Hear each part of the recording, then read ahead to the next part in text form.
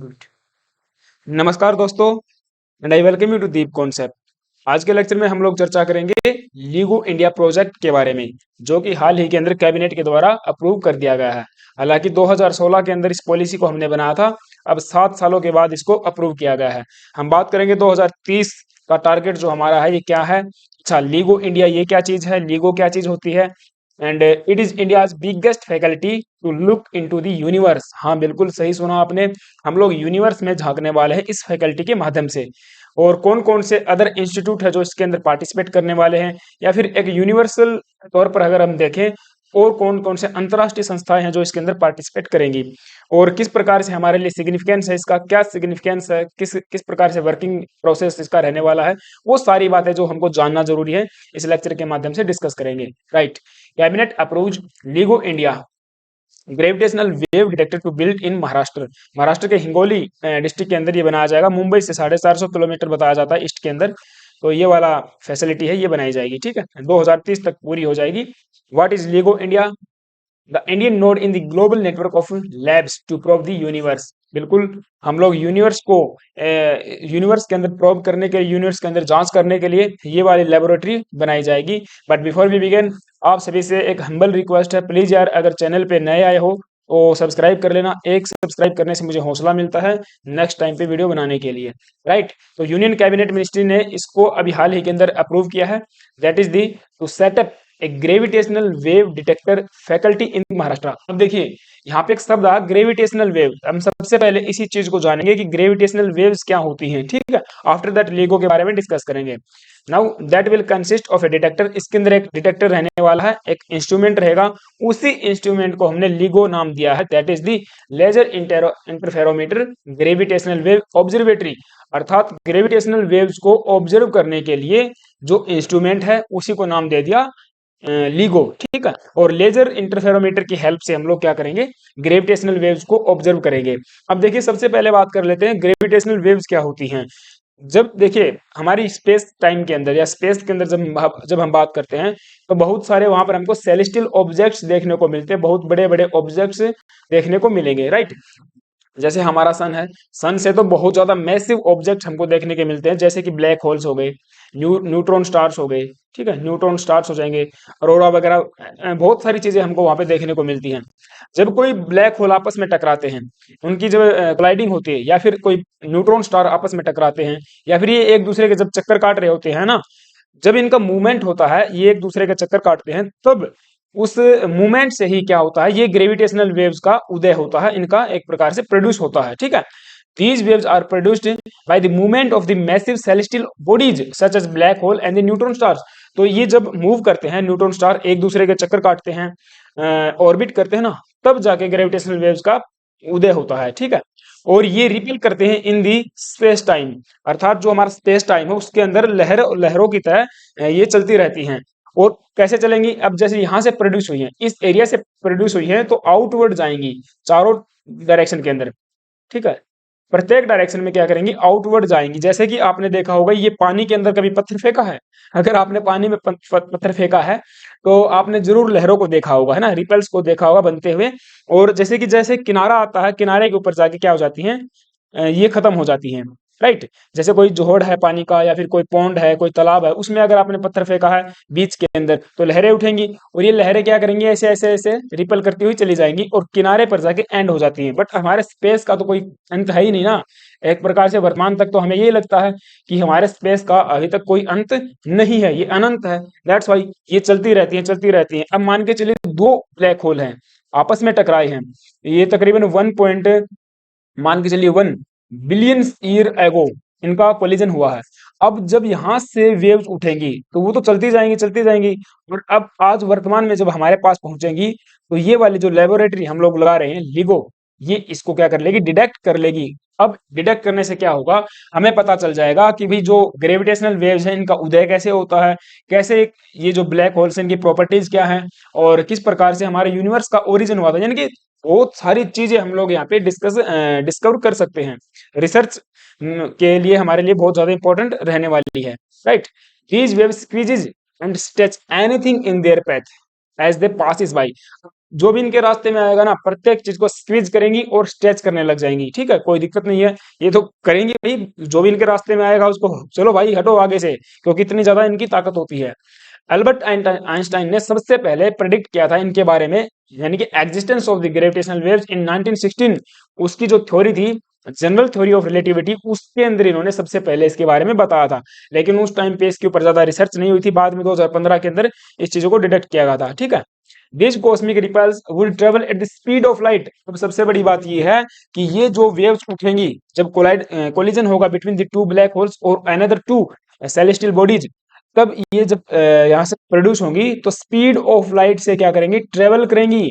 दो black hole है, देखिए आपस में नजदीक आ रहे हैं, और इनका कोलिजन जैसे ही होगा या फिर ये एक दूसरे के चक्कर लगा रहे होते, उसके मूवमेंट से भी ग्रेविटेशनल वेव्स का क्या होता है, उदय होता है, इनका प्रोडक्शन होता है। ठीक है, एंड अब ये जो वेव्स होती है चलती हैं, इनके अंदर होता क्या है, देखिए इनके अंदर ऑल द इंफॉर्मेशन होती है अबाउट देयर ओरिजिन्स, कि किस प्रकार से इनका उदय हुआ है, वो सारी इसके अंदर इंफॉर्मेशन रहने वाली है।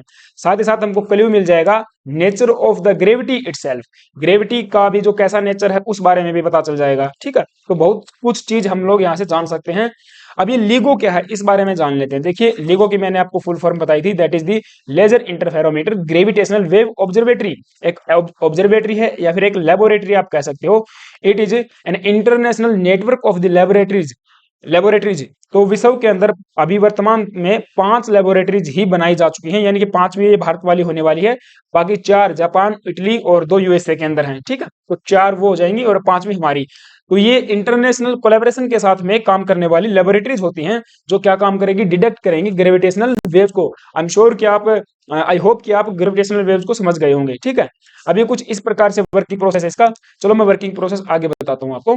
ठीक है, अब ये इसका डिजाइन इस प्रकार से किया जाता है, to measure the changes in distance that are several order of the magnitude smaller than the length of the proton. अब देखिए एक प्रोटॉन कितना छोटा होता है, उसकी जो लेंथ होती है उससे भी स्मॉलेस्ट डिस्टेंस को ये वाला डिटेक्टर है जो कि डिटेक्ट कर लेगा। डिस्टेंस का क्या फंडा है मैं आगे बताऊंगा, जब इसकी हम मैकेनिज्म के बारे में जानेंगे तब आप उसके डिस्कस करेंगे। तो बिल्कुल छोटी डिस्टेंस को भी मेजर करने में सक्षम है LIGO। ठीक है, such high precision instrument are needed because of the extremely low strength of the gravitational waves। क्योंकि जो ग्रेविटेशनल वेव्स उठ के आई हैं, अब वो कितने 1.3 मिलियन यानी कि कितने करोड़ साल पहले उठ के आई हैं वहां से।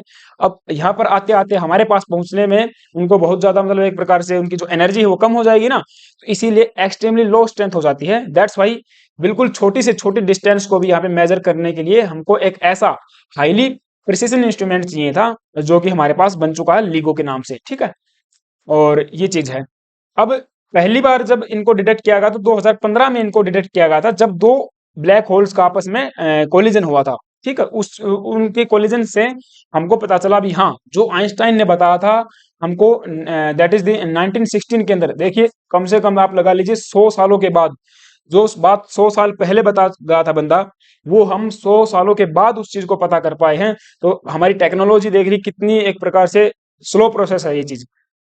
ठीक है, तो 2015 के अंदर सबसे पहले डिटेक्ट किया था हमने USA की जो LIGO है उसके द्वारा। ठीक है, और इसीलिए इसको नोबेल प्राइज भी दिया गया था, उसके साइंटिस्ट को LIGO को, USA की LIGO को 2017 के अंदर नोबेल प्राइज दिया गया फिजिक्स का।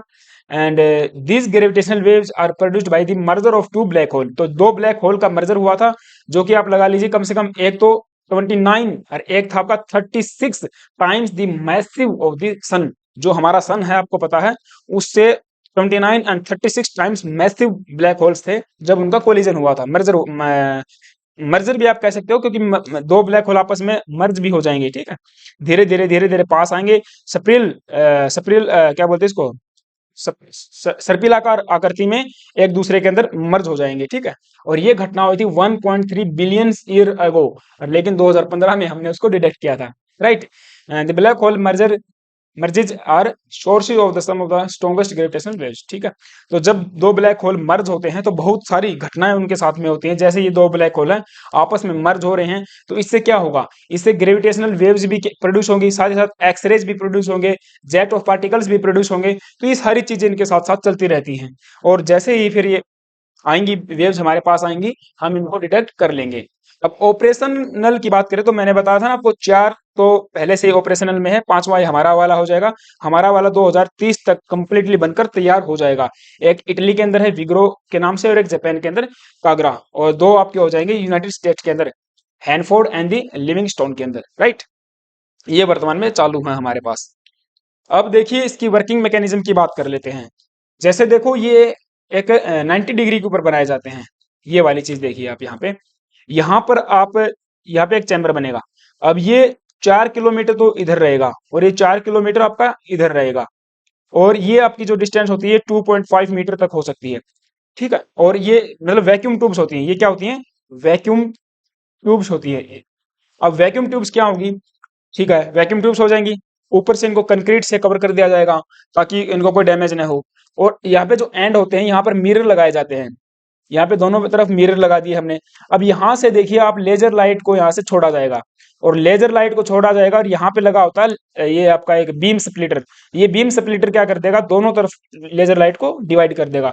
अब जैसे ही लेजर लाइट यहाँ पे जाएगी, देखिए आप, ये यहाँ पर जाएगी, ऐसे ऐसे ऐसे चलते चलते चलते चलते जाएगी, और इससे टकराएगी। जैसे ही टकराएगी तो वापस भी आएगी, और इधर भी ऐसे जाएगी आपकी, इधर जाते जाते इधर इधर टकराएगी, इधर टकरा कर क्या होगी, वापस आएगी। मैं एक बार इसको साफ कर लेता हूँ। तो देखिए जो टकरा के वापस आएंगे ना, इनका टाइम पीरियड क्या रहना चाहिए, सेम रहना चाहिए, क्योंकि एक टाइम पर हमने भेजी है, डिस्टेंस दोनों की सेम है, दोनों की तरफ सेम मिरर हमने लगा रखा है। और जैसे ही इस पे टकराएगी, जैसे ही इस पे टकराएगी, वापस इनको यहाँ पे आएंगी, तो यहाँ पे फिर हम क्या कर लेंगे, इन लाइट को डिटेक्ट कर लेंगे कि इनका जो टाइम पीरियड है उसको भी यहाँ पे डिटेक्ट कर लिया जाएगा। लेकिन समहाउ क्या होगा, यदि कोई वेव्स आएगी, यदि कोई ग्रेविटेशनल वेव, देखिए आप, ये ग्रेविटेशनल वेव आ रही है, अब वो टकरा गई इस वाली से, ठीक है, वो इस वाली से टकरा गई, तो यहाँ पे एक टाइम लैगिंग होगी, एक फेज डिफरेंस क्रिएट हो जाएगा। एक टाइम के अंदर क्या होगा, एक फेज डिफरेंस क्रिएट हो जाएगा। और ये जो डिस्टेंस है, जो फेज डिफरेंस है, यानी कि अब देखिए, यहां से टकराई, यहां से टकराई, वापिस, चलो यहाँ से छोड़ी और वहां पे टकराई, तो वापिस आने में इसको कुछ थोड़ा सा माइनर टाइम का ये डिस्टेंस को मतलब लैगिंग कर देगी। लेकिन ये वाली क्या हो जाएगी, ये आपकी एलोंगेटेड हो जाएगी, और ये आपकी स्क्वेस्ट हो जाएगी। तो इससे होगा क्या, यहाँ पे एक फेज डिफरेंस जो क्रिएट हुआ है, उससे हमको पता चलेगा भी हाँ, कहीं ना कहीं इस वाली जो ट्यूब है, इससे आपकी वेव टकराई होगी। और वो वेव कैसी थी, फिर उसका प्रॉपर्टी यहाँ पे चेक की जाएंगी, और पता कर लिया जाएगा ये ग्रेविटेशनल वेव थी या फिर कैसी वेव थी, ठीक है। बेसिकली इसको ग्रेविटेशनल वेव्स को ही डिटेक्ट करने के लिए बनाया गया है, तो पता चल जाएगा भी हाँ, ये वाली ग्रेविटेशनल वेव थी। तो इस प्रकार से का मैकेनिज्म काम करता है। आई होप कि आपको चीजें समझ में आई होंगी। तो आप यहाँ पे देख पाओगे 4 किलोमीटर की लंबी वैक्यूम चैम्बर्स बनाए जाते हैं, जो कि एक दूसरे के 90 डिग्री पे होंगी। यहाँ पे लेजर छोड़ी जाएगी, बीम स्प्लिटर होगा, और यहाँ से जाएगी और यहाँ पर जाएंगी, टकरा के वापस आएंगी, टकरा के वापस आएंगी। टाइम दोनों का क्या होना चाहिए, सेम होना चाहिए। यहाँ पे इनको डिटेक्ट करने के लिए फोटो डिटेक्टर लगा हुआ है, ताकि डिटेक्ट हो जाए आसानी से। और अब टाइम लैगिंग होगी, क्योंकि अगर वेव टकराएगी यहाँ पे, भाई वेव टकराएगी तो ये इलोंगेटेड हो जाएगी, दैट्स वाई दोनों के अंदर एक फेज डिफरेंस क्रिएट हो जाएगा, ठीक है। ये मैंने बताया आपको, फेज डिफरेंस क्रिएट हो जाएगा in the returning of the light rays. तो उस चीज को फिर यहाँ पे डिटेक्ट कर लिया जाएगा, ये जो फेज डिफरेंस है, और ये हमको कंफर्म करता है the presence of the gravitational waves. इस प्रकार से इसका वर्किंग प्रोसेस होता है। अब हम बात करते हैं लिगो इंडिया प्रोजेक्ट की। ये हमारे लिए इतना सिग्निफिकेंस क्यों है, इतना मतलब एक प्रकार से हम लोग क्यों इसके बारे में चर्चा कर रहे हैं। देखिए, ये एक एडवांस ग्रेविटेशनल वेव ऑब्जर्वेटरी है, जो पहले से लगी है ना, उनसे भी बहुत ज्यादा एडवांस रहने वाली है। लोकेटेड लोकेटेड इन दी महाराष्ट्र, महाराष्ट्र के हिंगोली के अंदर लगेगी, ठीक है। ये भी थोड़ा सा याद रख लेना, हिंगोली में लगेगी। And it is a part of the world wide network, जो मैंने आपको चार पहले से ही बताई, उन्हीं का एक हिस्सा रहने वाली है। हम लोग कोलेबरेटिव प्रोजेक्ट के साथ में इसका काम करने वाले हैं, बिटवीन में consortium of Indian research institute. हमारे 3 इंस्टीट्यूट इसके अंदर शामिल हैं, साथ ही साथ 2 आपकी जो यूएसए वाली लीगो है, वो इसके अंदर शामिल होने वाली हैं।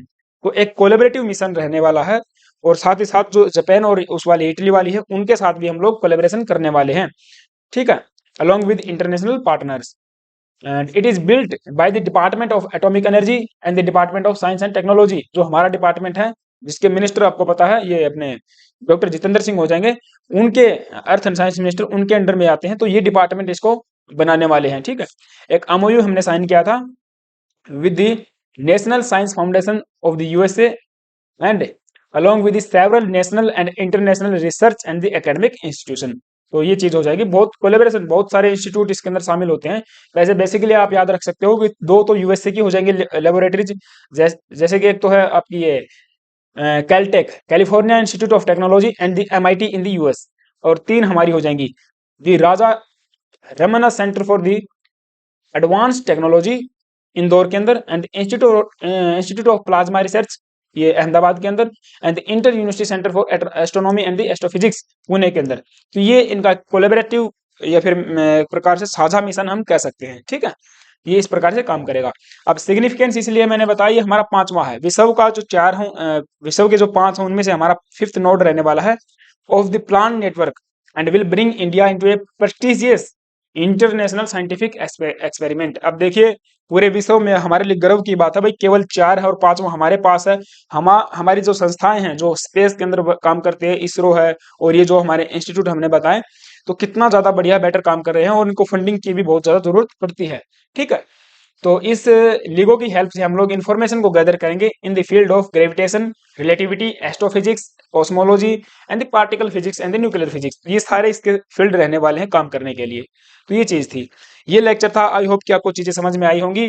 अगर ऐसा है देन प्लीज यार लाइक कर दीजिए एक, और एक कर लीजिए सब्सक्राइब अगर आप नए आए हो, तो इसका कोई भी पैसा नहीं लगता है, ठीक है। तो thank you guys, have a nice day, stay tune and stay with us. जय हिंद।